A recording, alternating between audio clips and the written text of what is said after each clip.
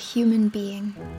37 trillion cells. Skin, muscle, blood, brain, bone, a face. Some thoughts. Hunger. Hope. What are we? Merely molecules in motion? Just skin, just muscle, just brain, just bone? Are we accidents of nature? Are we actually alone? If I'm not more than matter, does it matter what I think? Or are my thoughts and my opinions just a pointless waste of ink? If I was born an animal, born to suffer and survive, if pain and death are natural, is there any point in asking why? Or what if I was born a human, unique, a masterpiece, a mystery, born to make a difference, born to love, born longing to be free? What if there's more to me than meets the eye? What if we are known, not alone, in our skin and muscle, brain and bone? What if we are made, not mass-produced, and a pair of human eyes meets ours, whose tears shed real and tender truth? What if, looking in those eyes, we saw ourselves reflected back with purpose and with peace? Is it possible to find the love that won't enslave us, but will set us free? Where have we humans come from, and what will we become? Who are we now, and what are we for? Could all our hungers, hopes, fragilities be made for something more?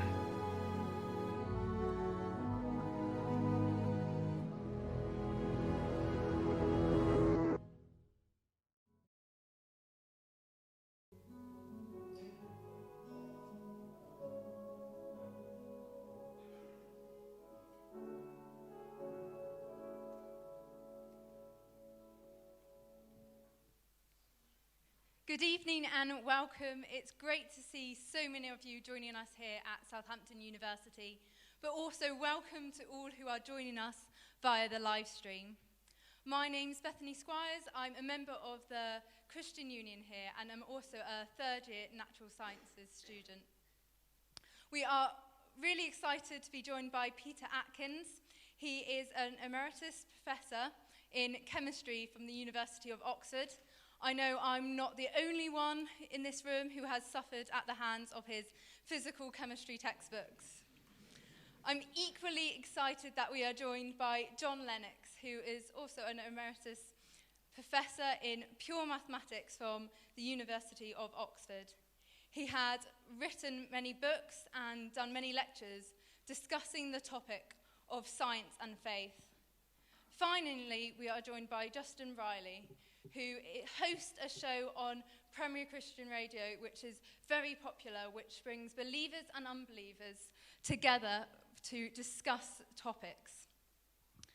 We will start the evening with a discussion between the two, and then we will be opening up to questions, which we will feed to Justin, and he will ask throughout the evening, with an extended time for questions at the end.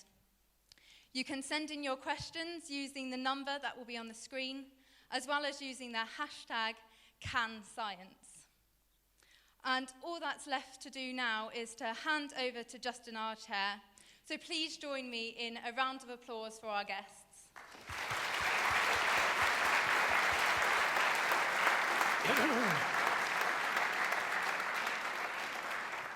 Well, can I add my thanks as well to Beth and the Christian Union here for hosting us and what promises to be a really interesting conversation. I am Justin Brierley. As Beth mentioned, I run a radio show and podcast called Unbelievable, which every week brings Christians and non-Christians together for dialogue and debate. And I like to say that we create conversations that matter. And I think tonight's conversation really does matter. I'm also very much looking forward to the fact that many people around the world will be joining us for this conversation. We're being streamed to a nearby church, but also all over the world via the YouTube channel. So welcome if you're watching via any of those means. After the time of discussion, as Beth mentioned, there will be some time for questions, but all your questions are being taken by text this evening. And I will, as they come in, if appropriate, scatter some into the conversation as well. I believe the number to text is going to be on the screen and the and the way to get in touch via social media as well. So we look forward to reading those and answering them later on in the evening. Let me just again give a brief introduction to both of our guests tonight. We're so fortunate to have John Lennox and Peter Atkins with us tonight. John Lennox, Emeritus Professor of Mathematics and Philosophy of Science at the University of Oxford. He's a well-known Christian speaker and author. His most recent book is also the title of our discussion tonight, Can Science Explain Everything? Peter Atkins is Emeritus Professor of Physical Chemistry at the University of Oxford. He's well known as an atheist speaker, and he's also authored many books, including his most recent title, which was Conjuring the Universe, in which he argues that the universe and the science behind it can be explained in purely naturalistic terms. So we're going to have an interesting conversation tonight as we ask, have the advances in science and our knowledge of the universe brought us to the point where we can say confidently, yes, science explains everything? Or is there something about ourselves and our place in the universe that needs different kinds of explanations about why we're here and what it means to be human? So I'm really looking forward to tonight's conversation. John and Peter, thank you very much for joining me. Before we get into the question of the evening, a little introduction to you both. Peter, you've been a scientist pretty much all your life. Do you find that that's gone hand in hand with your atheism, as it were, throughout your life? Oh yes, without doubt. I mean, science is so powerful that it shows that all the ancient traditional ideas derived from religion are otiose, unnecessary. And so science is a wonderful way of explaining the world. And I think we humans should be delighted that we have brains sufficient to unravel the secrets of the universe and discover the fabric of reality. It adds joy to the beauty that we're surrounded by. Would you say you've always been a non-believer in that sense, or was there ever a point at which you did have any glimmer of faith in your life? Oh, as a child, I was sent to church by my parents, because in those days parents wanted children out of the way for bits of Sunday. But as soon as I got to university and started to think for myself, I could see that religion was a fraud. Right. Well, I'm looking forward to engaging with you on the subject tonight. John, a little bit of background to yourself. You grew up in a faith environment, but not one which was unquestioning in a sense. I grew up, as you can now tell, in Northern Ireland, and it was a faith environment. If you mean by that, my parents were Christians. I think, by the way, all people are people of faith. Atheists have their beliefs. I have my belief, but I was encouraged to think, and for me, Christianity was, in a sense, one of the inspirations to do science. So I'm very different from Peter in that respect. I join him, though, in celebrating the wonder of science. And in fact, Peter's books have been amazing to help me understand lots of stuff I didn't understand before. By the way, he's written 3 times as many books as I have. So listen to him 3 times more carefully than you listen to me. But I've always had this strong relationship between belief in God as one kind of explanation of our universe and life, and science as another kind which complements it. Well, we have a question under discussion tonight, and it seems appropriate to begin by asking you both the question, can science explain everything? Perhaps we could start with you, Peter. Yeah, well, I'm not a politician, so I'll give you a straight answer. The answer is yes. Of course, it hasn't yet explained everything, but there are no signs that it's going to run up against a brick wall and stop explaining everything. And I think we should, first of all, be clear what we mean by science. And science is basically a method of discovery based on observation and taking evidence that can be shared publicly and generally. And that is really the core of the scientific method. But it's not the only component of the scientific method that's important, because the ideas that science generates sit in a network of ideas. So ideas might emerge from biology, they might emerge from physics, chemistry, whatever, psychology, and where they overlap, they are mutually supportive. And this is extraordinarily strong evidence for the appropriateness of science as a means of discovering the truth about the fabric of reality, and indeed all there is. The second part of these introductory comments that I'd like to make is that we have to think about what we mean by the questions that science approaches. And I think there are two classes of question. One is stupid questions, and the other is real questions. And a lot of the stupid questions, maybe that's too strong a term, a lot of class 1, let me call it, questions have emerged as extrapolations of human angst, worries about the nature of the world, projections of human ideas where they are not supported by any evidence. Science deals with real questions. Science deals with questions for which there is evidence. So, whereas a typical religious question might be, what is the purpose of the universe? Science can dismiss that as an irrelevant question. There is no evidence that there is any purpose in the universe. In fact, I think it rather wonderful that this extraordinary collection of galaxies is just hanging there, totally without any purpose whatsoever. I think that's rather grand, frankly, and rather inspiring. So when you ask questions for which there is no evidence, such as that one, what is the purpose of the universe, what is the nature of the afterlife, and all that sort of thing, science need not trouble to try to answer them because they're nonsense questions. Science deals with real questions, questions for which there is evidence. And some of these are very deep.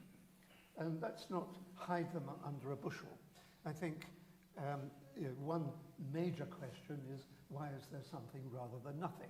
It certainly seems as though there is something. And we presume that before there was something, there was nothing.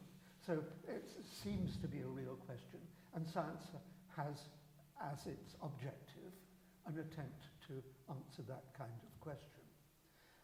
Another deep question, of course, is the nature of consciousness and all the attributes of consciousness. We appear to have consciousness. There is evidence that we do.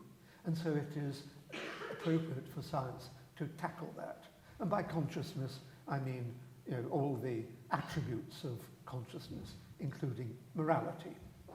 And so those are real questions. Those are the questions that science can answer. And there is no doubt in my mind that over the past, let's say 300 years, that science has done its job seriously. That is, collecting evidence, setting it in a network of concepts, seeing the way that they are mutually supportive. I think there's no doubt that over 300 years we have made extraordinary progress, and there is no reason other than pessimism to expect that science will grind to a halt and not answer all the real great questions of existence. Thank you very much. So an emphatic yes to the idea that in principle science can explain everything that's worth explaining in that sense. So John, same question to you. Can science explain everything? Well, obviously not. Brexit, for example. That's a comical response, but I have actually two more answers to the question. You're going to be surprised at how much I agree with Peter. because the definition of science he offered us, that is collecting evidence, making observations. In fact, in his book on being, he reduces it beautifully to making observations and comparing notes. If that's what we mean by science, and it's the old meaning of science before the 19th century, then of course science can explain everything, because the very word explanation means making evidence-based observations and notes.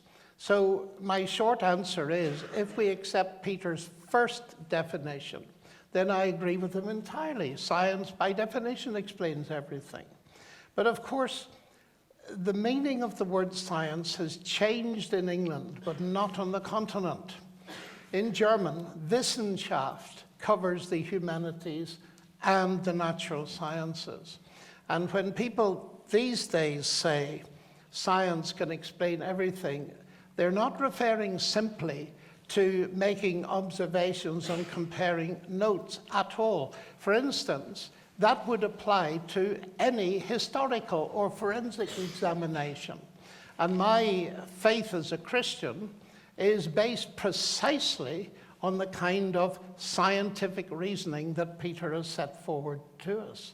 The main issue, I think, in discussion today is not whether that kind of evidence-based thinking and observation can come to every conclusion. Let me just say, by the way, that from the Christian perspective, Luke, the writer of the third gospel, tells us that that is exactly what his method was. He consulted people, he made observations, and then he put them together. So we'll call that science one. What is, of course, at stake today is the question, can the natural sciences answer every question? And there I think that that is simply not the case. The Nobel Prize winner, Peter Medawar, many years ago, he wrote a very interesting book on the limits of science. And he said, we do science a disservice, natural science, if we think it can address any questions. And every question. And he referred to the basic questions of Karl Popper, the questions of a child. Where do I come from? Where am I going? What is the meaning of life? Natural science doesn't answer questions like that. And Medawar added it is to religion, philosophy, and so on that we must go to answer those questions. I think science is immensely powerful. It is immensely exciting. And it uncovers a vast amount about our universe. But I have a problem by going too far. I'm a mathematician, and I'm rather interested in logic. And you know, if we say that science can explain everything, or science is the only way to truth, as it's often put, well, that is not a statement of science. It's a statement of belief. And so if it's true, it's false. Maybe it's too early in the evening for logic like that, but there's a huge logical problem. So to sum up my position, science is powerful. Its methodologies are extremely important also in the sphere of history, forensic science, and in the sphere of religion. But I'm going to be careful here, because Peter is right very often in his critique of superstition, of mythology and nonsense. And science has helped to clear away some of the nonsensical things that sometimes religious people profess. But what really makes me, in one sense, very much in favor of the Christian faith is that from the very start it claims to be evidence-based. And the central piece of evidence is, of course, as you probably know, the resurrection of Jesus Christ. So I believe in Peter's methodology. I use it all the time. But somehow he feels that a Christian like me doesn't use that methodology within my own Christian faith. Final point, I think explanation, can science explain everything? we need to tease out what we mean by the word explanation. For example, the law of gravity doesn't explain gravity. It tells, as Newton realized, it tells us wonderful mathematics that we can calculate the way in which heavy bodies move in relationship to one another. But even when we say science explains, often it doesn't explain comprehensively. And I just want to throw a very simple analogy into this, which I find quite useful. About boiling water. How would you explain boiling water? Well, you can explain it by talking about heat conduction and agitation of molecules of water. You can also say the water is boiling because I'd like a cup of tea.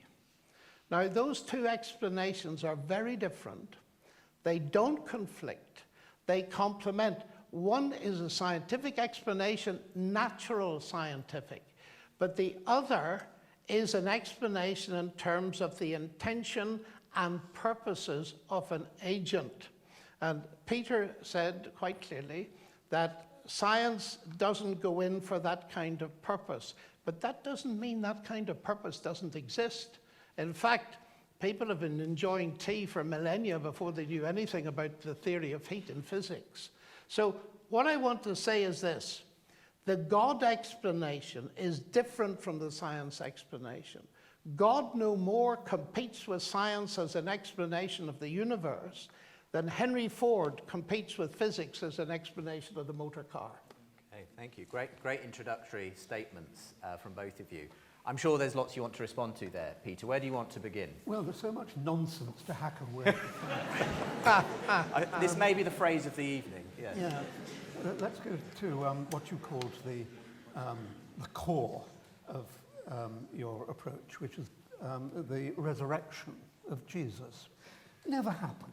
I mean... Well, that's an assertion, Peter. What about some evidence? Well, what about some evidence that it did happen, other than people who are writing Gospels of 80 years later than the event that they purport to be talking about? No, of course it didn't happen. How could it happen? And science, I think, could even go so far as saying it simply could not happen. When you've got a dead body, it's decaying straight away. There's no way that it's going to reconstitute in some way. It's absurd. And I accept that it is the foundation of Christian faith. That doesn't mean to say that it's true.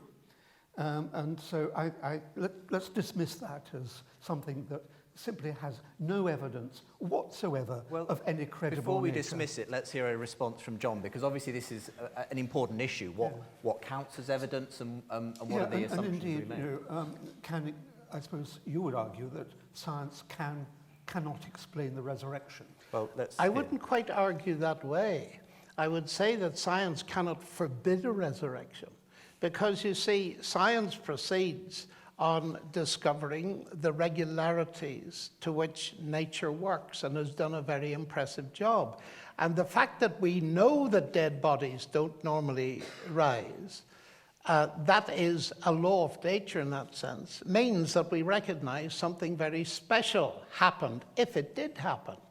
Now, there are two issues here. First of all, there's the in-principle one, which always ends up in talking about David Hume, who said that miracles are violations of the laws of nature.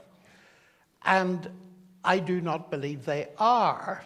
That's point number one, and I can go into that if you like. Do you want me to? Do you want to believe? Well, we might as well, since you Yes. raised Well, it. you better define a miracle. I think a miracle is defined as something that is against the laws of nature. But I don't define it like that at all. A miracle, miraculum in Latin simply means something to be wondered at. But we're talking about something supernatural. Now, it seems to be very clear that when Hume said miracles violate the laws of nature, he was really not understanding. And the great interpreter, Anthony Flew, of David Hume. No. Sorry? I'm sorry, go ahead. I think he was going to object to the raising of Anthony Flew. Oh, well, I'll not raise Anthony Let's Flew. get back to raising He has Jesus, died and hasn't risen. I do, I do see that point. But the point is this. C.S. Lewis long ago told a little analogy. If I stay in a hotel tonight, put £100 in a drawer, and do the same tomorrow night, there are 200 pounds in it. 1 + 1 = 2.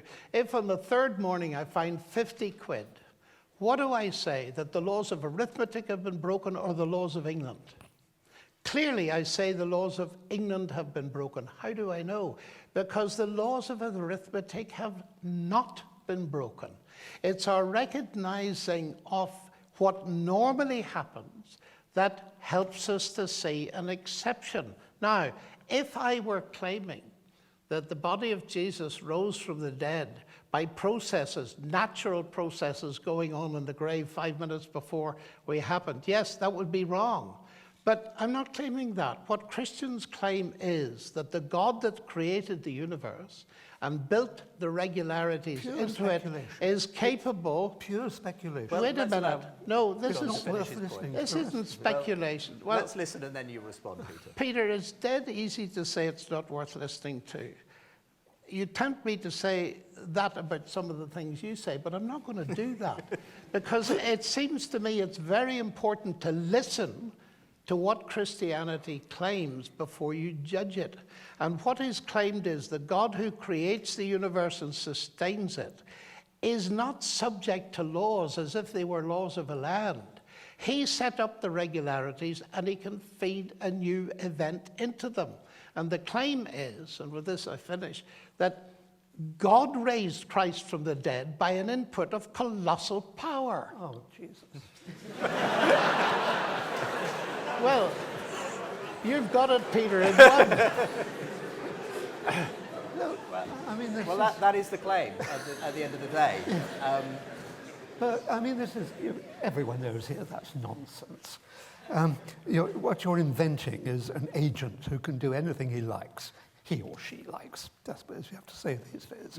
And so it is the laziest way of accounting for observations, sometimes observations that were never actually made. Religious explanations which resort to God did it are intellectually lazy. I won't use a stronger term than that, but I do think that they are lazy. Because, I mean, what does it mean as an explanation? You lie there saying, oh, God did it, and everyone says, oh, I understand now. Religious explanations are easy to accept by the unthinking. Science is difficult to accept because it involves a lot of thought. You really have to tease out the processes by which an event occurs. You can't simply say, and God did it. You've got to go through, in biology, you delve down into, if you like, the chemistry of the organism. In chemistry, you delve down into the physics of the underlying processes. And I accept maybe in physics, you have to delve down into the underlying mathematical fabric of whatever I mean by that. It's jolly hard work, and you've got to work on it. But it's more satisfying when you get to the end of an explanation than that extraordinarily lazy way of pretending to explain by saying, and abracadabra, God did it. I mean, that is intellectually corrupt. Okay. But, Peter, that's confusing two different kinds of explanations. Yes, indeed. If you were to say about a motor car, Henry Ford did it, and that's all you had to say, then I would agree with you. But the point is, as I sit here and read your books and explaining chemistry and all this kind of thing, I say, this is wonderful. This is not contradicting the God explanation, because the God explanation is saying that you, as a chemist, only have a universe to study because God created it in the first place. But he's not competing. In fact, interestingly, and this has always been a bit of a mandate for me, the very early chapters of Genesis, God commands human beings to name the animals. He starts off taxonomy, which is the basic intellectual discipline. In other words, he said, you go and do science. and you'll find it utterly fascinating. So I think you're arguing at a straw God and not a straw man there. You don't know whether God was starting off science. He might have got so bored with his creation that he wanted to amuse them in some Well, way. who's speculating now? Yeah, I am. Yes. Okay. I think any speculation that uses the word God is intellectually corrupt. I mean, But this is absurd. There is no God. Can I? No, be quiet. There is not one jot of evidence for God. Oh, I think there's Only a in lot of lazy evidence minds for is there God. evidence for God. But Okay, it's not- so let me just to summarise. Yes, please. Lazy, corrupt, and any mention of God is simply going down that path. Why for you is that not the kind of lazy, corrupt explanations you're Well, talking first of all, take science itself. Why am I passionate about science? Why do I believe science can be done? Well, because I believe that in some way the human mind in here has access to the natural world out there. Now, why do I believe that? And sometimes I ask my atheist friends, I've never asked Peter this, but so he's excused, but I have asked many of them. I said, what do you do science with? And they say and they're about to say mind when they realize it's not politically correct to say mind. They say my brain. And I say, tell me about your brain. And one man who's rather famous, he said to me, do you want the really short answer? I said, sure. My brain's the end product of a mindless, unguided process. So I looked at him and smiled and said, and you trust it? And then I asked this question, which I've asked many times. Suppose you knew your computer was the end product of a mindless, unguided process. Would you trust it? And I've always had the answer, no. And then I say, I see you have a problem.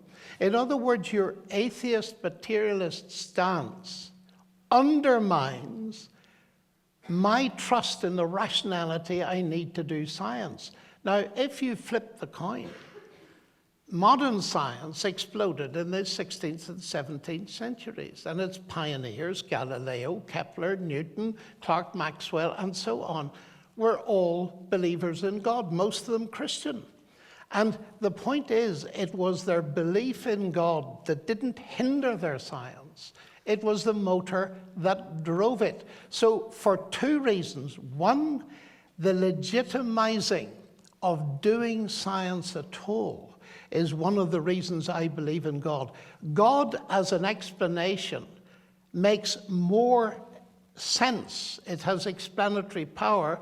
The atheist explanation, as even some atheists like Thomas Nagel these days are beginning to see, undermines confidence and rationality. So John's argument essentially then, Peter, that the very fact we can do science points to a rational logic behind the universe and behind our ability to understand it, that is I suppose, fits better with the idea of a God behind a mind, rather than the idea that this all is by chance, it's a random accident. For lazy minds, that's certainly true. The trouble is that philosophers are pessimists, basically, because they get paid to doubt, and they doubt the capacity of human understanding. Scientists are optimists. They think that given time, given collaboration, hugely important, they will arrive at explanations that do not require the insertion of words like God.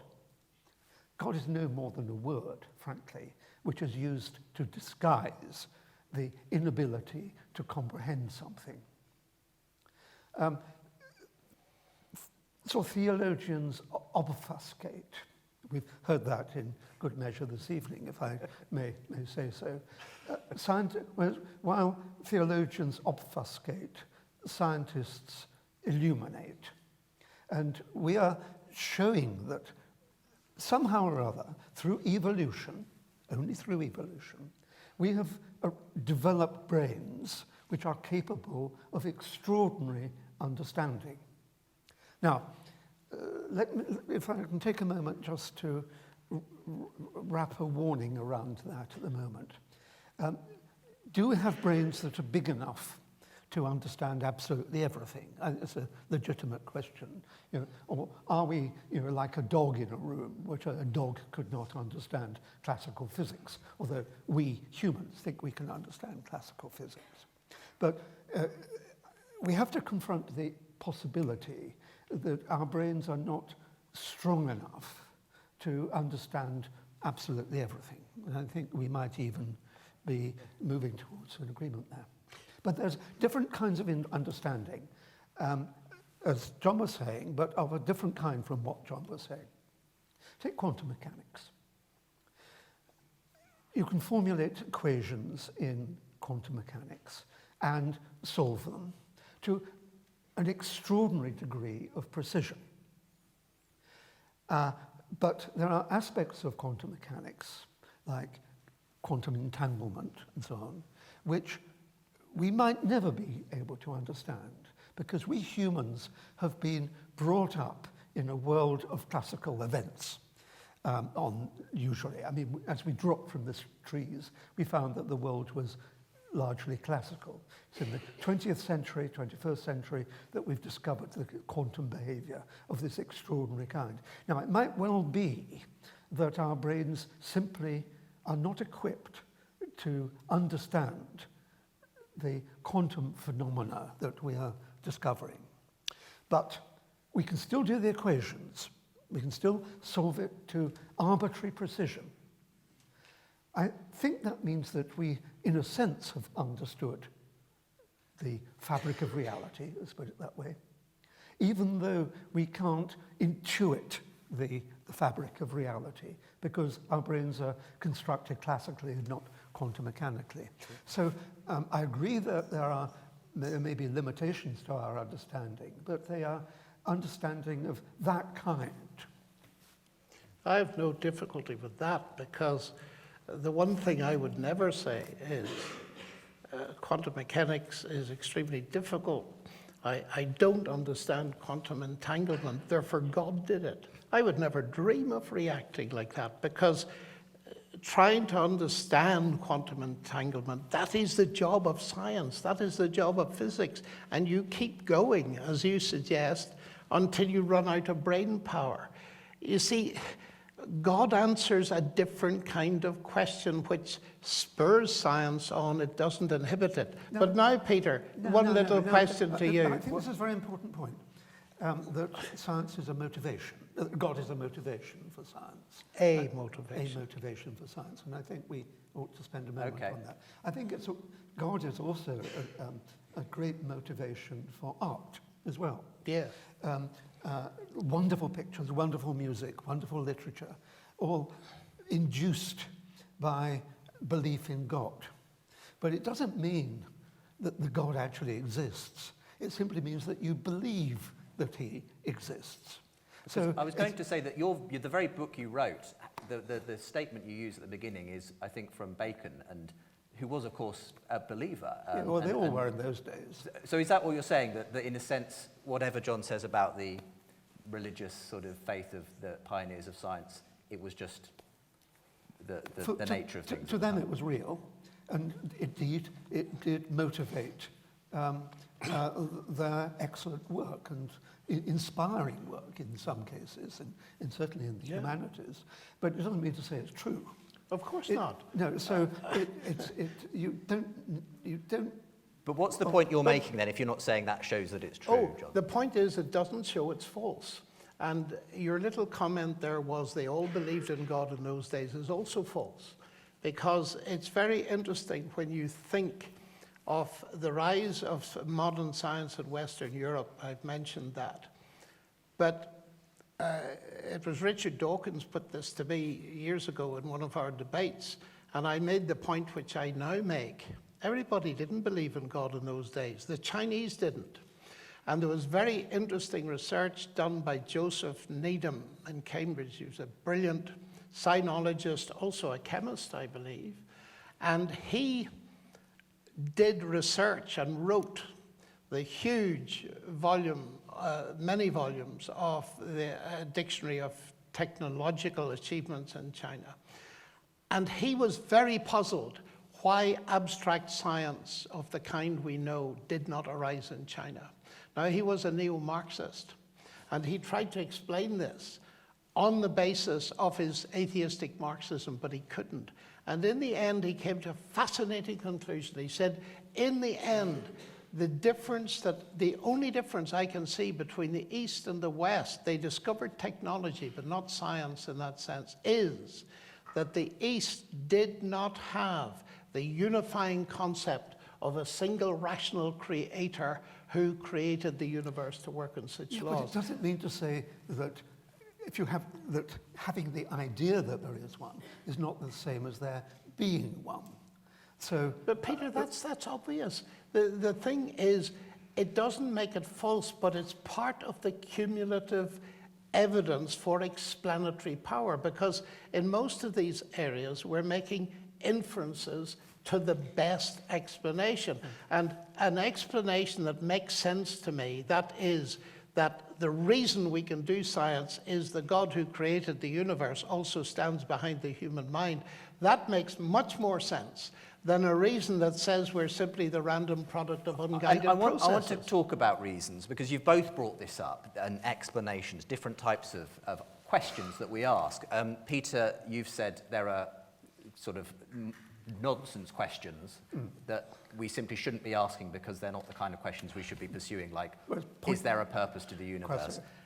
John, from what I can tell, you believe those are valid questions because they are, even if they're of a different nature to the specifically scientific questions. And intention questions are among the most important questions we can ask. And I've had a question actually from the audience, which asks, I assume of you, Peter, isn't it a bit too convenient to label questions that science doesn't answer as stupid or not real? Well, it seems very sensible to clear the way so that you can have a sensible conversation about real questions. But why is the question of what are we here for not a real question in your view? Because there's no evidence that there is any purpose in the universe. You've got to look for evidence. And as I actually did say right at the beginning, I think, that the real questions are based on evidence.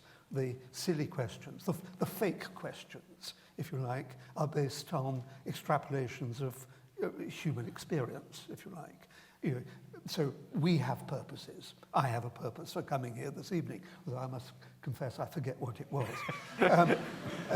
So you believe in purpose but not ultimate purpose, is that it? Well, I believe that people have individual, temporary, ephemeral purposes. That's fine.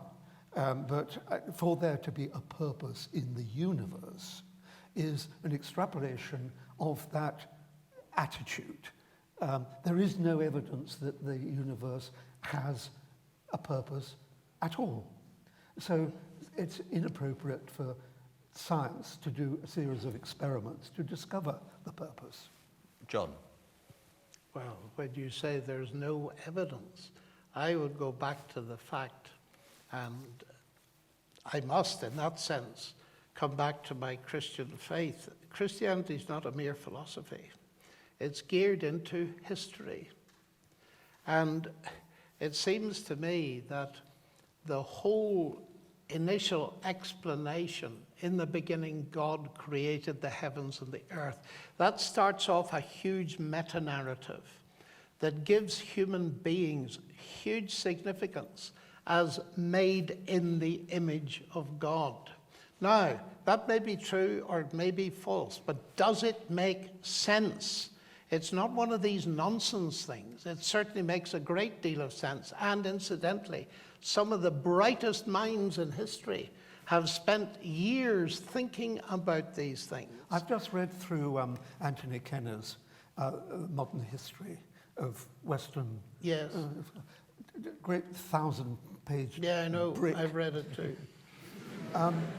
900 of those pages show what a waste of time philosophy was when people were worrying about the nature of God and his or her the properties. philosophy, just famous St. Augustine, Thomas Aquinas, you name them, completely wasted their lives by thinking about non-questions. It's only when... But that's your belief, Peter. But there's no evidence for God. It's the basis of that's the core of my belief. That's what we're talking about. But is that an assumption you're coming to it with, Peter? Let me say, there is no evidence for God.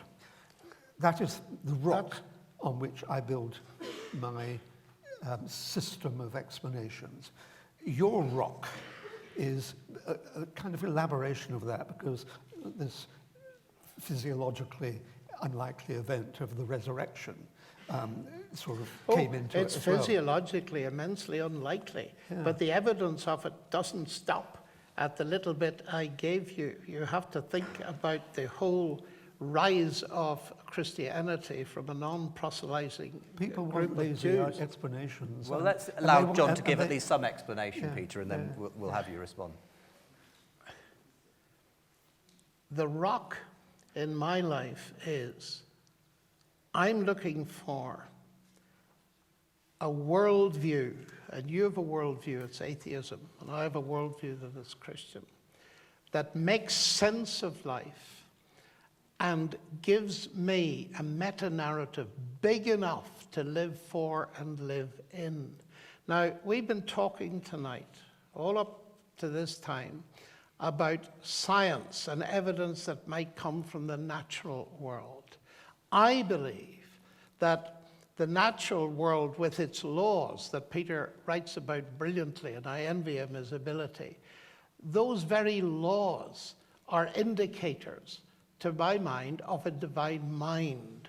The fact that at the heart of biology is the longest word we've ever discovered, the genetic code, is again consistent that this universe is a word-based universe. In the beginning was the Word. All things were made by him. So I see evidence of rational intelligence all over science, but I see that the alternative worldview, atheism, undermines that, although it perceives the very same rational intelligence. And so as explanatory power at that level, but you see, I did say Christianity is not merely a philosophy. And if Jesus Christ really rose from the dead, then that opens up huge possibilities of personal encounter in my life now. And the major reason why I believe that Christianity is true is because, and here comes science again as a base, because Christianity is testable. Oh, nonsense. How can it be tested? Well, Peter, let me face that head on. Christ said when he was on earth. But go ahead. Christ said that if a person considered the evidence and came to believe that he was God incarnate, who was dying on a cross to give forgiveness and bring peace with God, well, we can test that.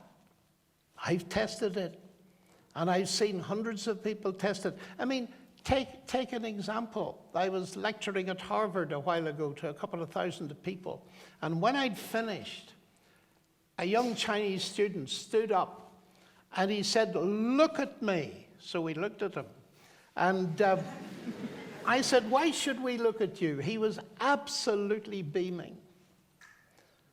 He said, "You should look at me because 6 months ago, I came to a lecture you gave at Penn State University. I was at the end. My life was in a complete mess. And something you said triggered a search. And I started to read the New Testament for myself, and I became a Christian. And just look at me now."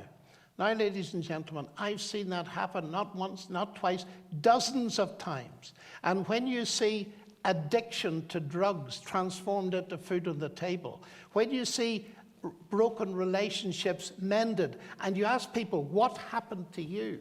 and they say variously, I became a Christian, I had an encounter with Christ. You begin to put 2 and 2 together and make 4. And I wouldn't sit here for a nanosecond if I didn't believe that these promises that Jesus made actually can be fulfilled in a person's life today. And that's immensely important to me, the testability of Christian relationship with God. It's a kind of testability that you should leave to the psychologists and the psychiatrists, I think.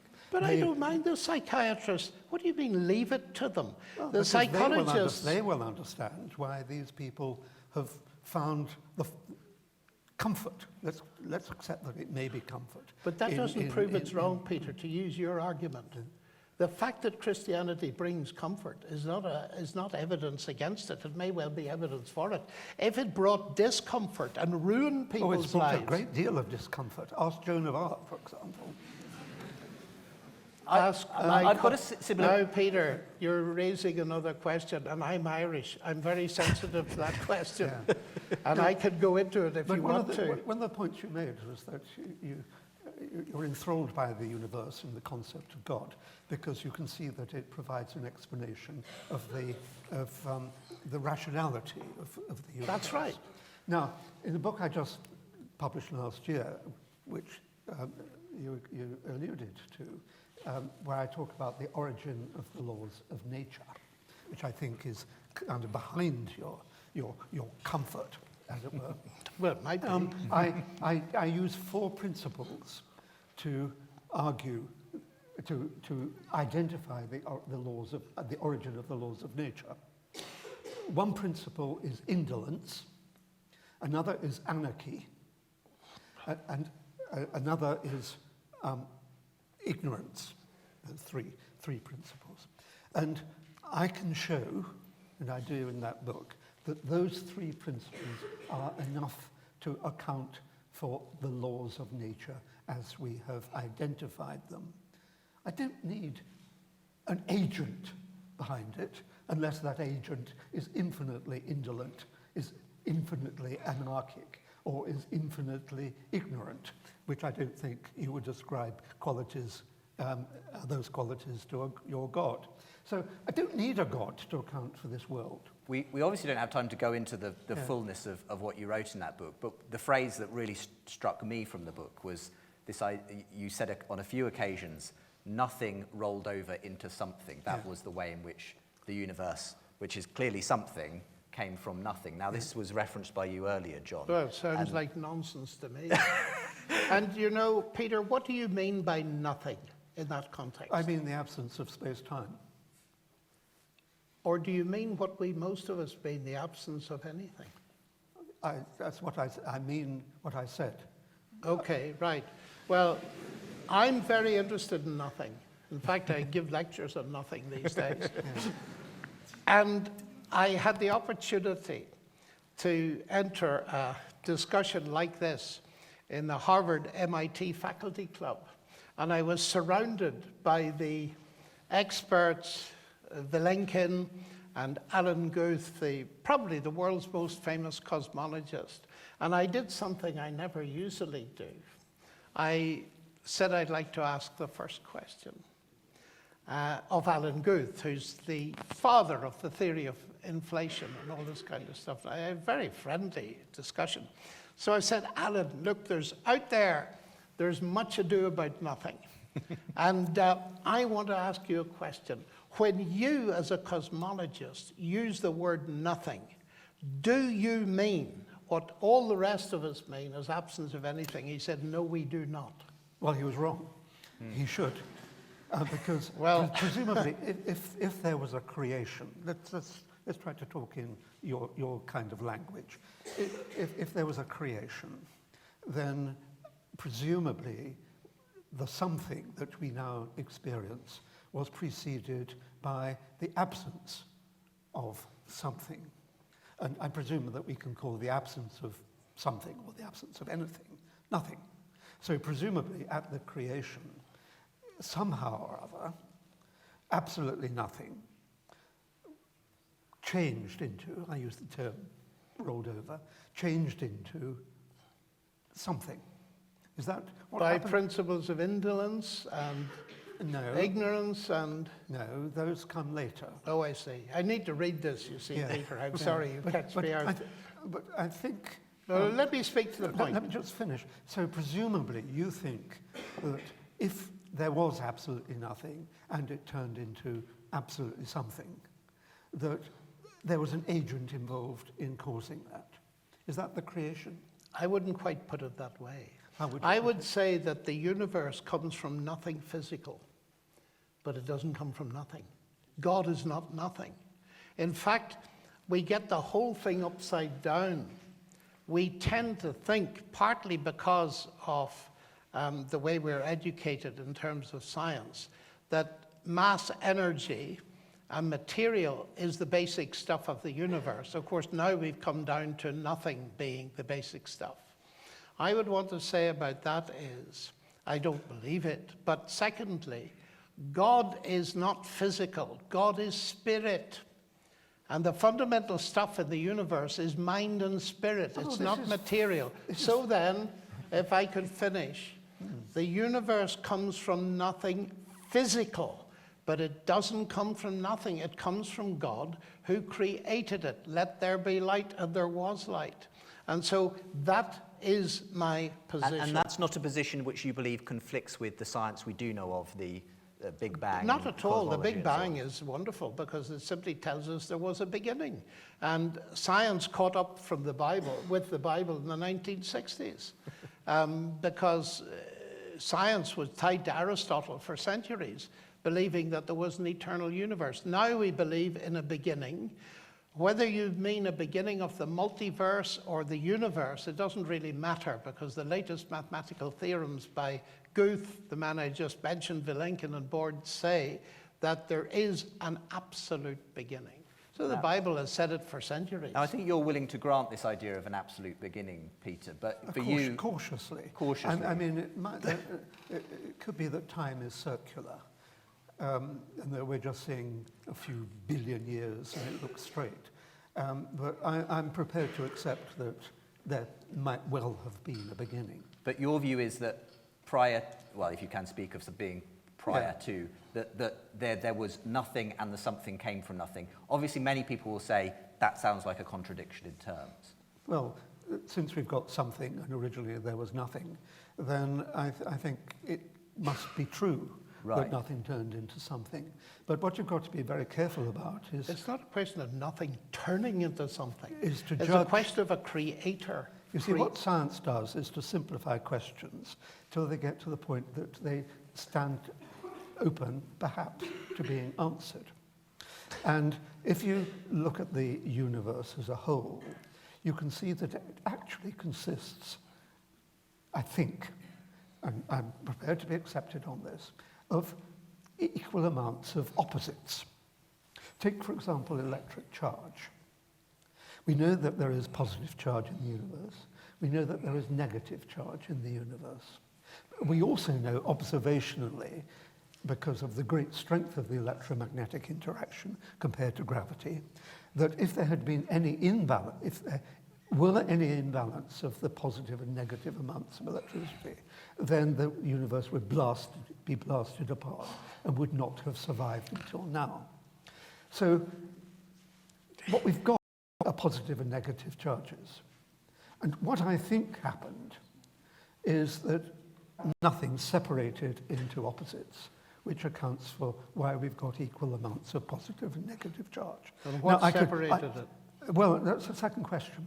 And I think you can go on looking at other aspects of the universe, like the amount of energy that there is, and see that when you actually add up all the energy in the universe, it comes to zero. So although it looks as though there's a lot of energy around, in fact, there are equal amounts of opposite kinds of energy. So although I'm not claiming to know how the universe, how nothing separated into opposites, what I think it shows is that science has simplified the question. So instead of having to say, where did all the charges come from? Where did all the energy come from? All it's got to do now, and I admit that it has not yet done it, but it seems to me to be a simpler task, is to say, how did that absolutely nothing separate into opposites? Well, I just separated the... Let's go to a final comment and then we'll go to some questions. Well, I would say, Peter, forgive me for being very skeptical here, but I've come across this argument many times.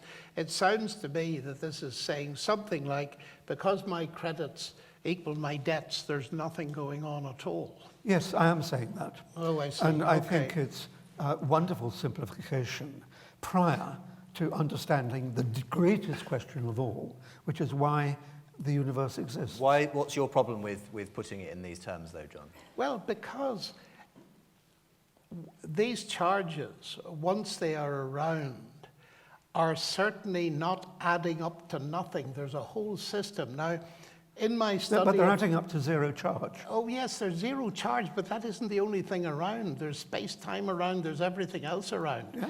But what I would like to say is, in my examination of what people believe nothing is, there's Stephen Hawking, there's Lawrence Krauss, and having read all of their books, I discover that the way they get something from nothing, now I'm not saying you're doing it, Peter, because I need to investigate your book, but is by redefining nothing, which is a very clever cop-out.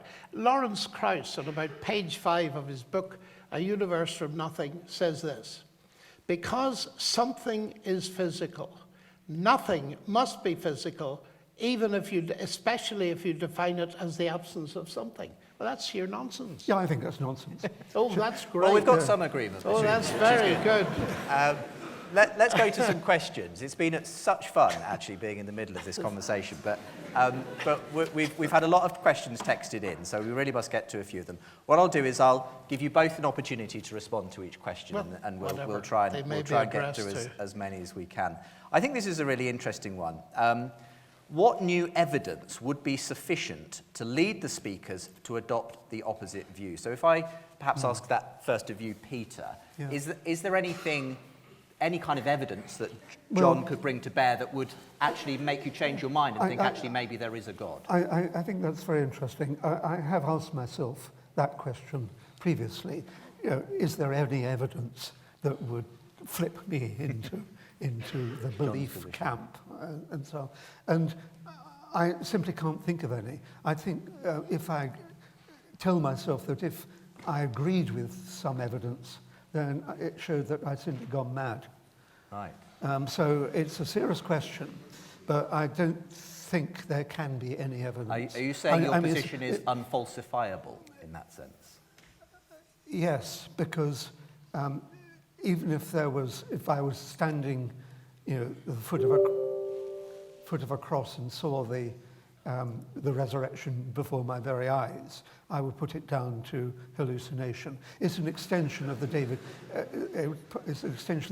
Hume argument, which you didn't quite complete, because Hume went on to say that there is always more reason to disbelieve the reporter than what he is reporting. Do you want to make a comment firstly on the fact that for Peter there's literally nothing that could convince him that God exists? I'm very interested in what he said at the end, that he would believe it was a hallucination. And he mentioned to me before that the psychologist would work on what I say, but they'd work on what he said. And one of the evidences for the resurrection of Jesus actually is the work psychologists have done in pointing out that it could not have been a hallucination. He was seen by over 500 people at once, different times of day or night, and all this kind of thing. But there are things that would reverse me. Okay, tell us what they are. I joined Peter. If you could give me evidence that the gospel writers, for example, like Luke, were not authentic, if you could give me evidence that there's a really convincing explanation that Jesus did not rise from the dead, if you could show me that all the experiences I've had in life with my family and with other people that I would definitively put down to the activity of God, then I'd be prepared to consider. But those cumulative evidences in my life are so large that I don't think it's likely to happen. But I have to be open to that. Why? Because you see, ladies and gentlemen, because I come from a very religious country, I was accused, and I've been accused tonight of the same thing, of course you believe that stuff, you're Irish, is the old Freudian explanation. So what have I done? I spent my entire life opening up my Christian commitment to its opposite. That's exactly what I'm doing tonight. And I spent my life doing it. A lot of it in Russia, incidentally, where you meet really hard atheism. And doing that, constantly questioning my own position, has confirmed my position. Now, Peter, do you constantly question your own position? Or do you see no reason to do that? I see no reason to do that. Yes, well, I see great reason to do it because I don't want to be fooled. But I see in you an example of the power of cultural conditioning that takes place during childhood.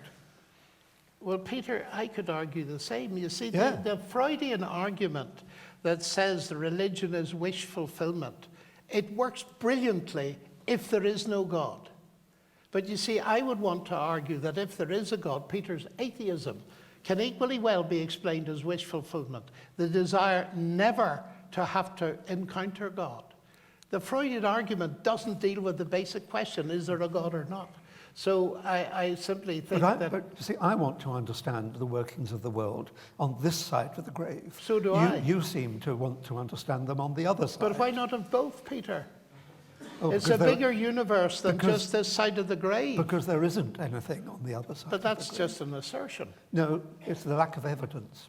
Well, Well, let's go to another question. This is a very interesting one. I'm a scientist and long-standing atheist, says this person. Taking the challenge as a scientist to follow the evidence where it leads over many years, I have become convinced that there is good evidence to point towards an all-powerful, transcendent, timeless creator. But I cannot square this with how I feel. My instincts, my emotions say it cannot be. It's impossible. Do either of you think it's possible to resolve such a dissonance? How, from each perspective, would you proceed? Let's start with John. This person says they feel pulled in both directions. this is absolutely intriguing to me. Why? This morning, I had a letter from a very highly educated doctoral, a person with a doctorate doing very advanced research, who asked me exactly the same question. Exactly the same question. Come from atheism, Dawkins-type atheism, and now feels terribly pulled and wondering, this feels so strange, how can I resolve it? My attitude to that is take time. Talk to other people, other Christians, your friends. Find out what makes them tick. And read as much as you can, full of questions, something like the Gospel of John and so on and so forth. And I believe eventually one can resolve these questions. But it's clear that many people feel like this. And I think it's wonderful if you get that far. And in one sense, they can be resolved. But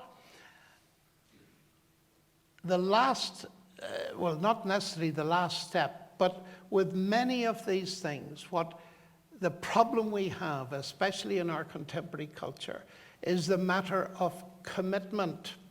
You see, skepticism is a wonderful thing. The Greek word means to check out from a distance. And some of you will be checking out partners at a distance. But you know as well as I do, in order to have a meaningful relationship, you have to give up your distance. If you want to get to know me, sooner or later, you'll have to give up your distance and I'll have to give up my distance. But if we're sensible, we'll not do it without evidence. And so it's a question of that greatest commitment of all, as I believe it is, which is to Christ. Making that step of commitment is for some people difficult, but it's in the end the only way to test if the thing works. Do you have any advice for this long-standing atheist who says he's feeling suddenly Yes, torn? it's like John's, but has a slightly different thrust. I thought it might. It is to hang on to his commitment, but it's to hang on to his commitment to rationality. Oh. I would want him to hang on to his commitment to rationality, of course, too. You can't be rational and a Christian. Right. Any response, John? The gloves are off. Yes, Peter, yes, I have a response. What do you say to a Nobel Prize-winning physicist who's a Christian? Grow up. Well, between 1900 and 2000, 65% of Nobel Prize winners were Christian. Yeah. Can you understand, Peter, how saying that might come across as incredibly arrogant? No. No. Let's go to another question. This is one I think... I'm prepared to this is, conflate my okay. no. Go ahead. Here's one for you. I think this is aimed at you, Peter. If there is no purpose, what motivates scientists to do what they do? Well, you've got to get through life somehow. And, Why? And I think getting through life by increasing the depth of your understanding of this glorious world is, to me as an academic, a wonderful way of filling in those few decades of consciousness. But Peter, that only works for brilliant people like you. I think of the masses of people who haven't got our privileged we're not education. being sentimental now. Factual. Factual. The vast majority of people will never get within light years of your understanding of the universe. You, with your Christian background, would delude them into thinking that once they're dead, they're going to be jolly happy. Because life is a trial, it's a test, it's a preparation for death. And they're going to have a wonderful time once they're dead. I think that is such a delusion that it's inhumane. But I agree that it might be sensible in some cases. But if where there is no God, hope. Peter, you're deluding people in a big way. How? Well, you're telling them there is no God, there's no life after death, there's no resurrection, there's no ultimate hope in your atheism. No, absolutely. I know that. So it's hopeless, ultimately. I have no hope for life after death, but I do have every hope for enjoying this life while I have the privilege of being alive. Yes, but That's many the people hope. don't. And the vast majority of people, for instance, will never see justice in this life. Yeah, and if death is the end, as you say, they'll never ever see justice. No, I can agree. That if we're no longer talking about the truth, we're talking about helping people. You believe in truth. If we're no longer talking about truth, we're helping people get through often very difficult, challenging lives, then I can see that in some cases religion can be palliative. It can be a great comfort to them. It's a false comfort, but they don't know that, and it might just help them get through difficult times. I have no objection to that kind of therapy, but to confuse that with truth is, to me, intellectually inimical. Let's go to another question. Maybe you'll start this one off, John.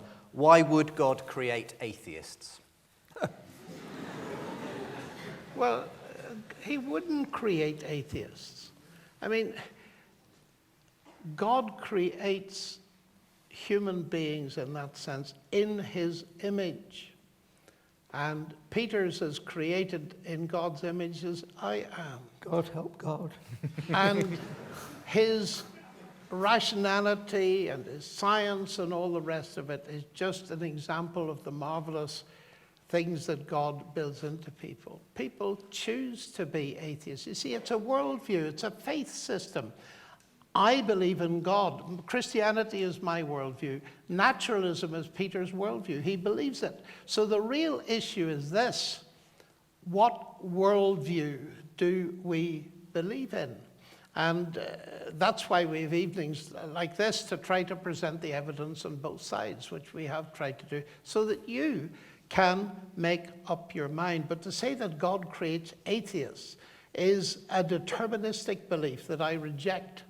And I feel quite strongly about this, that the wonderful thing about the way in which we're made as human beings is God loves us enough to give us real responsibility so that our decisions and our moral choices are full of meaning. If you say God creates Christians or atheists, you end up with a kind of robotic situation where we're simply puppets on a string.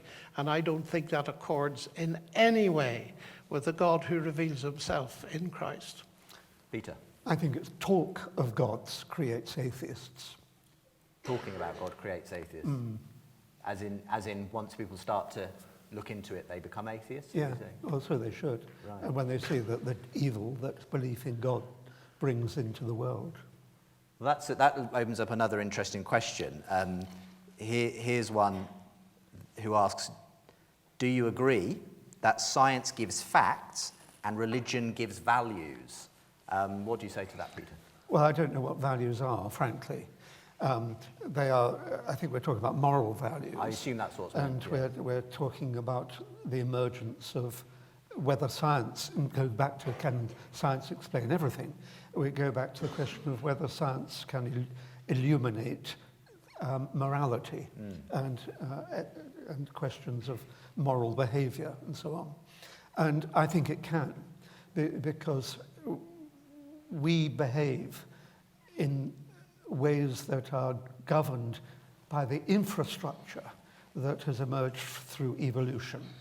I mean, it's really, we who've been on this earth for, say, 4 billion years or so, have evolved into us, and we found ways of behaving, and we call that our current moral precepts. Right. But we're not just red in tooth and claw. I mean, we're also coated in the milk of human kindness, in the sense that in quiet moments of contemplation, we can consider the consequences of our actions. A tiger can't, right. A man can. And I think it's, to understand the emergence of morality, we have to think of the infrastructure emerging from ethology and But evolution. Would you grant the question of the fact that religion could be a factor that helps people to develop those moral values, even if you think it's ultimately got a scientific explanation? It might be thinking backwards. I imagine that I suspect that quite a lot of what Jesus said, or his purports to have been said, were reverse engineered to make him sound like a jolly nice chap. And he probably was quite a jolly nice chap, if in fact he ever existed. So I think, you know, the Bible is a kind of collection of, it's a handbook on getting through life. Right. Same question, I suppose, then, John. This morality, firstly, I suppose, responding to Peter, can it simply be accounted for by a sort of evolutionary cooperation produces? I don't think so. I think you can base virtually any kind of morality on theories of evolution. If you take the nature red and tooth and claw view and survival of the fittest, you'll end up in Auschwitz. But I did go beyond that. I said it was larded with the milk of human kindness. Yes, well, that comes I from was just about contemplation. I was just about to say Darwin favoured ants, and if you watch ants, you can get a good argument for altruism and cooperation. You can build any kind of morality on animal behavior you want. My view is that you cannot get morality from science. Science can comment on it. Science can tell you whether a fetus suffers pain, for example, but it cannot decide the morality of what you do with that fetus. No, but it can understand. It can understand. And I'm not saying that it can make predictions or anything like that. But I think it can understand the roots of morality. Well, I'm not sure that it can. I think it's much better to understand the roots of morality through scientific investigation, which includes anthropology, ethology, and so on, than it is simply to adhere to a collection of folk stories as written in various. Well, all of this is wild speculation. But if I come back to the question of morality and science, Einstein made the point once: You can speak of the ethical foundations of science, but you cannot speak of the scientific foundations of ethics. Well, I think that's nonsense. Richard Feynman, who won the Nobel Prize for Physics, points out that the laws of nature don't come along with rules on what we ought to do with But evolution does, and ethology does, psychology does, philosophy does. And all of these are... But saying evolution does is no different from saying God does. It's just putting a label on a non-explanation. But let me come to this, Peter. You slipped in one or two things which troubled me. And one of them was, if Jesus ever existed. Now, you're interested in science and evidence. I do not know, and I've read most of them, an ancient historian in the world who would question not only the existence of Jesus, but the basic facts of his life and so on. People who study these things, and it worries me when a person like you says, if he ever existed. Well, you should because read more. the evidence is there that he did exist. You should read more widely than you clearly have done. I mean, there's plenty of scholars who've questioned the historical existence. And if I might say so, Richard Dawkins quoted one of them. Dawkins does believe that Jesus exists, but he says a good case can be made out that Jesus never existed. And he mentions Professor Wells of London. He didn't tell anybody that this is a professor of German, not an ancient historian. So I'm afraid I have read both atheist ancient historians, Christians, agnostics, all the rest. They are agreed basically on this. So it seems to me that if you're interested on making observations and notes and science in that general sense, then Jesus' existence is scientifically established. It's rationally established by historical science. I don't know what percentage I put on that. Maybe 80% true, but I don't think 100%. Let's talk about a question that relates to this question of morality in science. So someone's asking, can science help us answer how we should use the technology it gives us? Peter, do you want to start us off on that one? Oh, that's a tricky question. I mean, that takes us into the realm of politics and so on, which, in a sense, then I suppose you have to level at me the accusation that here is something that science can't explain. But then I say to myself, well, can I understand politics through scientific investigation? And that's an interesting question. I think you need to know the psychology of the politician, if they have any. Some clearly don't. You have to look at their general upbringing and attitudes in a scientific way, maybe a statistical way. I think you can bring to bear the scientific method on to questions about how political decisions how we should act emerge. I suppose it's that age-old thing that very often people say science can build us an atomic bomb, but it won't tell us whether we should use it. That's something that we have to decide, and that's the moral questions are different to the scientific aspect. Do you want to comment on that? No, I just think I would have used that analogy when scientists discovered they had this power. They were faced with a huge moral question, and it's often been debated. And at the simplest level, science, chemistry, I believe, can tell me that if I put arsenic in my granny's tea, it will give her a pretty rough time. But science, chemistry cannot tell me whether I ought to do it or not to get my hands on her money. So what does tell us? I mean, I have a feeling, Peter, you're going to say, but God's not the one to tell us what we should and shouldn't be doing. Oh, clearly. Since there isn't a God, he's not the one to tell us.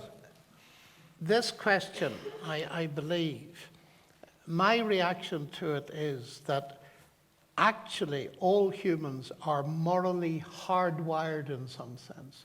Now, my belief is that this is because they're made in the image of God as moral beings. But if you leave that aside, the fact is that the research has shown that all around the world, if you put moral dilemmas to people, they will come up with more or less the same answers. There's a basic core of morality. You will find the so-called golden rule, do unto others as you would they did to you in virtually every religion, non-religion, philosophy, and That so doesn't mean on. to say that God breathed that rule into his creation. I haven't said that yet. I said leave no. God aside. Yeah, but it What I'm saying simply it means is that there. through evolution, we have reached that common ground. Peter, I'm not arguing that. All I'm saying is it's there.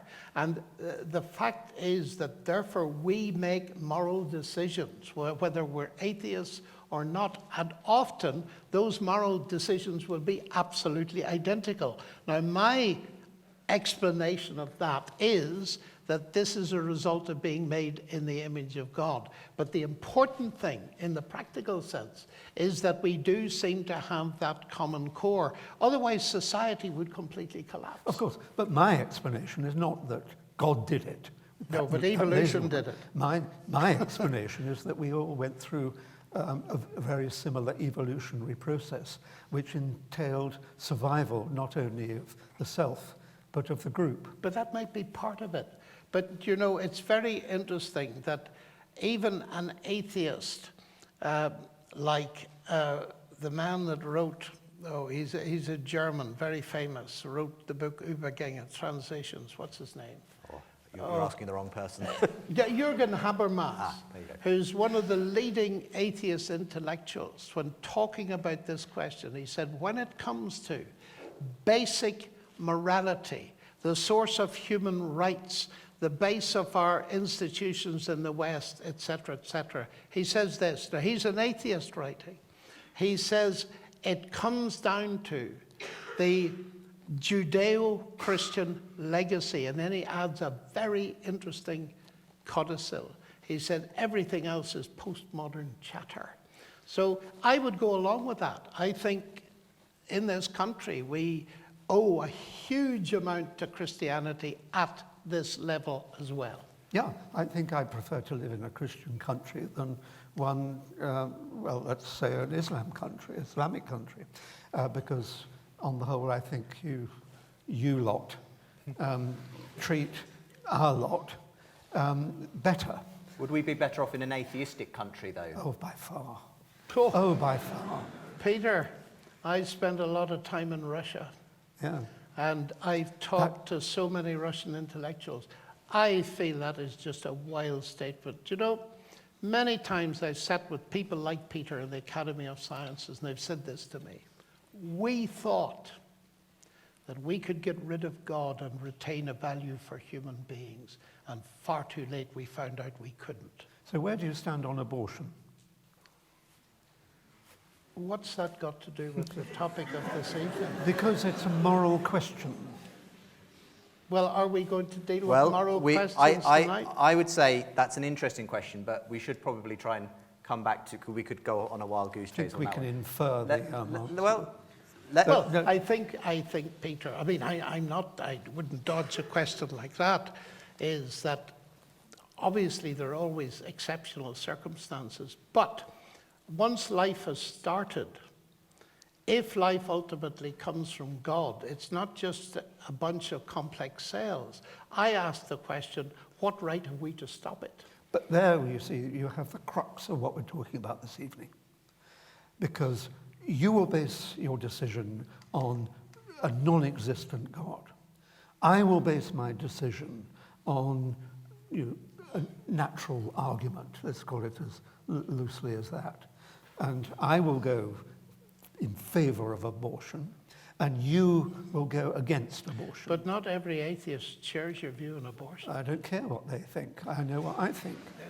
But anyway, we're not going to solve that because No, that is a question ground, that's you see, but much it's a real further question about someone who purports to leave a Christian life that will say no to a woman. You may not have an abortion, despite the consequences. Well, I think that's that's deeply, deeply evil, I think. And I think it's one of the evils that belief in God inspires. We'll leave that question to one side for the moment. I think we should. Let's just try and squeeze in two more before our time runs out. Here's one, and I'll just ask for brief statements on these. Would it be fair to suggest that scientific discovery is moving towards or away from the existence of God? Start with you, Peter. A way. Okay. I mean, the more that science progresses, the less it needs supernatural causes. Okay. Succinct, what's your view on this, John? Well, I suspect it's very difficult to look at this statistically because, you know, they asked this question about 80 or 90 years ago, and it was discovered that about 40% of working scientists believe in God. And it shifted by 2% in 70 or 80 years. I think it just varies who you speak to. And at the moment, I sense a greatly increased interest in the whole God question vis-a-vis science, because people are increasingly not satisfied with implausible materialistic explanations of life. They are also searching for meaning, particularly university students, and they're certainly not finding much meaning in atheism, apart from the limited kind that Peter has talked about. But trends come and go, and I'm not able to predict. It may be that we have to go through a large cycle of going away from God in the West. There are other parts of the world where belief in God is growing rapidly, like China and so on.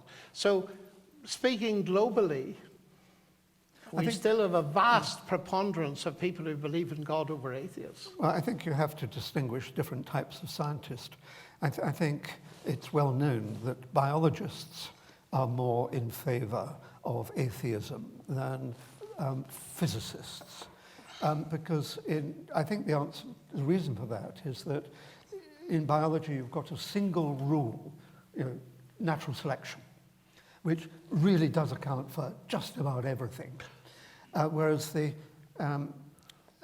in physics you've got much deeper questions, like where it all comes from, the nature of the fundamental forces, the fundamental particles, and so on. Much harder questions.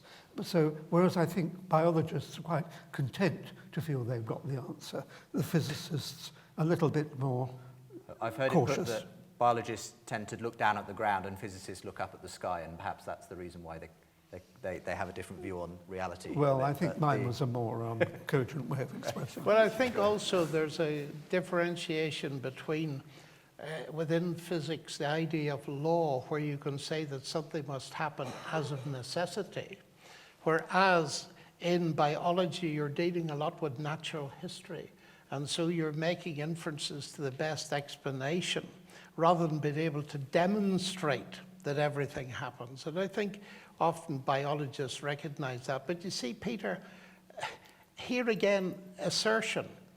Evolution does everything. It doesn't. It doesn't explain the origin of life. And it has taken some biologists a very long time to realize that evolution, whatever it does, can only get going when life has started. Yeah, but scientists are not short of ideas about the origin of life when the inorganic rolled over into being. I get the impression they're very short of ideas, and many of them not in the least. What they are short of is an understanding of the conditions when life emerged. And so you need to understand, you need to know what the conditions were to know which of your many theories are viable, if any. Well, let's move on to the final question. And actually, there's two that more or less ask the same question, and I think probably it's best for you to begin on this one, John. Someone asked, why does John specifically believe in the Christian God? What about other religions? And another person asked a similar question, how is one to decide between the thousands of faith on offer without the use of a reliable method such as science? So why your God and not another one, John, and how do you come to that conclusion in the first place? This is quite a sensitive question, but the only way I can approach it is by Peter's method of rational inquiry. And you see, at one level, let's take the three monotheistic religions. But before I say anything, this is important. You've heard me clearly say that I believe you, whatever you believe, are made in the image of God and therefore of infinite value. Secondly, you've heard me say that I believe that there's a common element in morality. So when you raise with me the questions of other religions, please understand, I'm not criticizing your morality. That is very important. Nor am I criticizing your value. I'm being asked a rational question. On what basis do you choose? So I'll tell you. Here is one level. The three great monotheistic religions, their attitude to the resurrection, forgive me, Peter, if I raise it again, is, forgive the pun, it wasn't intended. My Jewish friends believe that Jesus died and did not rise. My Muslim friends believe he didn't die. I believe he both died and rose. Those three things cannot be simultaneously historically correct. So we have to do investigations in exactly the same way as we investigate any event in history. We can't repeat it to see what happened, but we can make an inference to the best explanation. And all I can say in short answer is, I've done that investigation many times and come to the conclusion that the Christian explanation is true. But there's a second explanation, and it's this. I often ask myself, traveling around the world as I've done, ask people of different religions what they mean by a religion. And they usually come up with something like Southampton University. In the following sense, you have an entrance exam into the university and you get in. And then you're on the way or the path and you're being taught by delightful professors. And then you face the final judgment, which is called finals. Do you recognize that? Okay. Now, on the way, on your path, the professors, however kind they are, cannot guarantee that you're going to get through at the end. Why? Because the basic principle of a university course is merit. Now, many of my friends, when I ask them about religion, including Christianity, they say, that's it. There's a ceremony at the beginning, perhaps performed at a child or an adult. Then you're on the way, or the Eightfold Path, or whatever it is, the Tao, the teaching. And then you're faced with a final assessment. But the teachers, the gurus, and all the rest of them, the priests, cannot guarantee your acceptance at that final judgment. I think I can provide... Now, just a bit... Oh, I thought you finished. No, I think John hasn't quite hit the punchline yet. I haven't hit the punchline. Christianity, if that's what religion is, Christianity is not a religion, for a very simple reason. In Christianity, the acceptance comes to the beginning, not the end. Now, I mentioned that briefly on the way through tonight, and this is the spectacular difference that as I sit here, I've not reached the final judgment, but I know that I'm accepted. Why? Because I'm very good? No. Because of what Christ has done. And the absolute essence of what it is to be a Christian is that I have trusted him, that what he did on the cross, now this may seem all mystique to you, but let me say what it is, that what he did there means that I can be accepted at the beginning of the journey. That makes a spectacular difference. In fact, you wouldn't if it was a question of marriage. Imagine I propose to a girl and say, look, here's a cookbook. There are rules in it. You keep them pretty well for the next 40 years and then I'll accept you. Well, she'd throw the book in my face. But that's what many of us think of God. No wonder people give up on religion, in my view. Have you finished? Because it becomes a slavish trying to merit acceptance when Christ is prepared to give his salvation as a free gift. So I'm not doing this evening, for example, to gain brownie points with God. I'm doing it because God has accepted me, and that is the wonder of Christianity to me. Well, if I can help John with a more succinct answer to why he is a Christian, it's simply that he was brought up in Ireland. But Peter, that's absurd. That's saying that because you give a genetic origin for me, that explains everything I do. No, it's a cultural condition. No, but the point is, Peter, And I've met many Northern Irish atheists as well. There are but very many. There are always exceptions. But Peter, I have experienced again and again people changing their worldview, which shows it's not culturally dependent. That was one of the most important questions for me. It shows that you are particularly contaminated by your upbringing. Well, it's very nice of you to say so. It's been an interesting evening. We are sort of needing to draw things to a close. Are there any final things we'd like to say that we want to sort of round off the evening with before we go our separate ways? Do you want to start, Peter? Well, science is the way, the truth, and the life. I think I've heard that somewhere before. John? No, if I can just enlarge that slightly. We should be proud, as I said right at the beginning, that somehow or other, through collaborative enterprise and open-mindedness and communication and mathematization and observation, we are delving into the workings of the world, into, if you like, the fabric of reality, and answering all the great questions of being. We should be proud that we apes who have dropped from the trees have gone so far intellectually. And although I acknowledge that religious belief was a component of that journey, we are breaking out of that chrysalis and taking over the heath. John, final thoughts.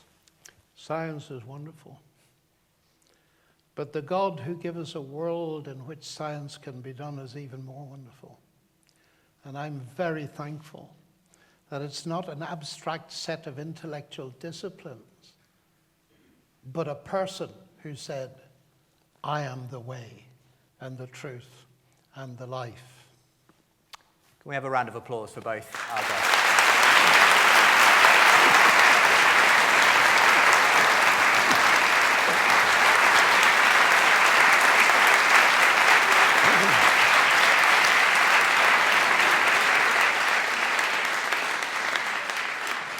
I would like to add my thanks. It's been a truly enjoyable evening. I particularly enjoyed thinking about what are the important questions and what makes an important question, as well as just finding nothing utterly entertainable. And thinking of what is nothing is something I will probably go to sleep still thinking about this evening.